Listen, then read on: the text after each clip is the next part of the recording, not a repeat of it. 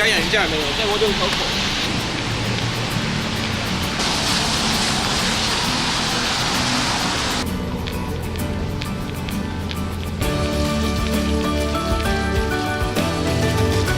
Definitely a wet one today. Last night I was watching that UFC fight, that highly anticipated one with the Khabib and Conor McGregor. For the most part, it was actually really good. A lot of showcase of technical skills and stuff. The Khabib person actually won, and it wasn't actually the match, unfortunately, that was the highlight. What happened was, once the person won, the Khabib, I guess one of the Conor McGregor's trainers or something like that, someone in his team said something to him that really made him mad. He just hopped over the fence and just started to, I guess, beat up the person or hit him or whatever you want to call it. And there was like some more security and stuff going around trying to stop them. Basically, they were afraid there's going to be like a huge riot and stuff afterwards too. For those who don't know, the tension basically started to build up way back even before the fight. That was when the Khabib guy was on the bus and the McGregor threw that huge object that basically smashed the bus window and stuff. And from there was a lot of trash talking. The McGregor guy, I guess, making comments about things like the person's religion and family. And yeah, you can imagine that really made him mad.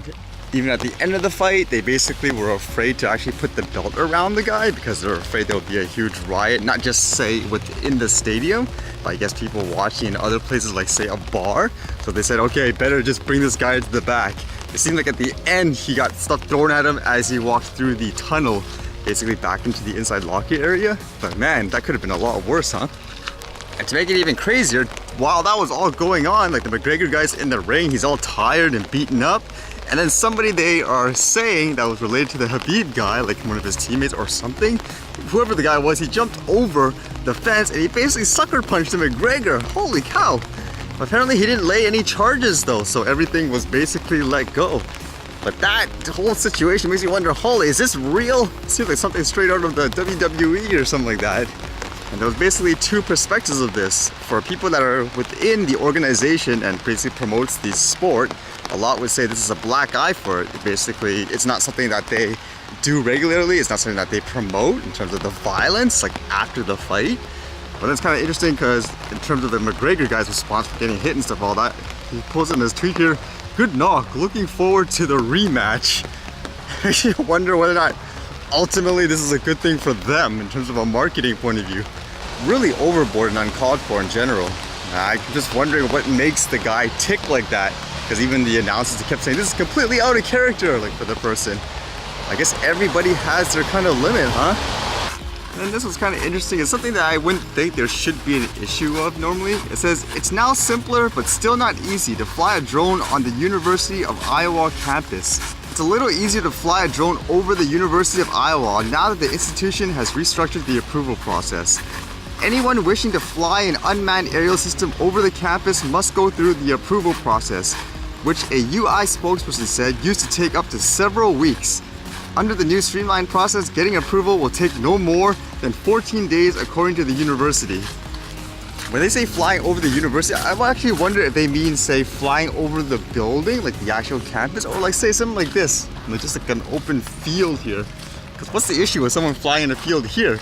Like you could argue like here maybe it's designated for something like soccer and stuff, but are you gonna stop students or whatever if they decide to throw a frisbee or something like that?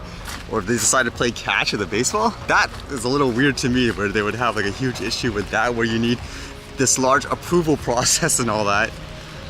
Unless people are flying something the size of like a wagon or something like that in terms of a drone. But I would think in schools you should be promoting stuff like that. Just try to create designated areas. Just have like basic guidelines and all that.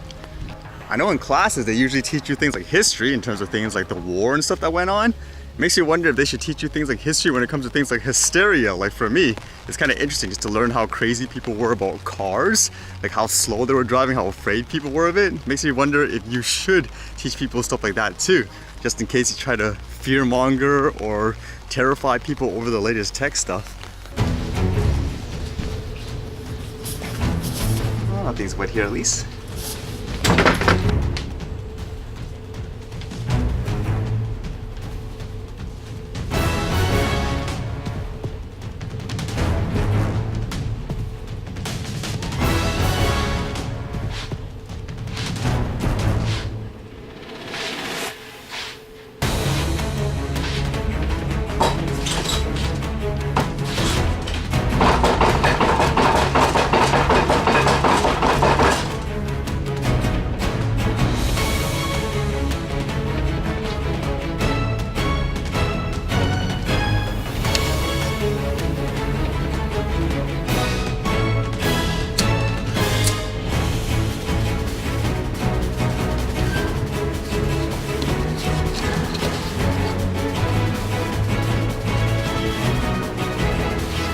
a lot of fighting matches today for some reason.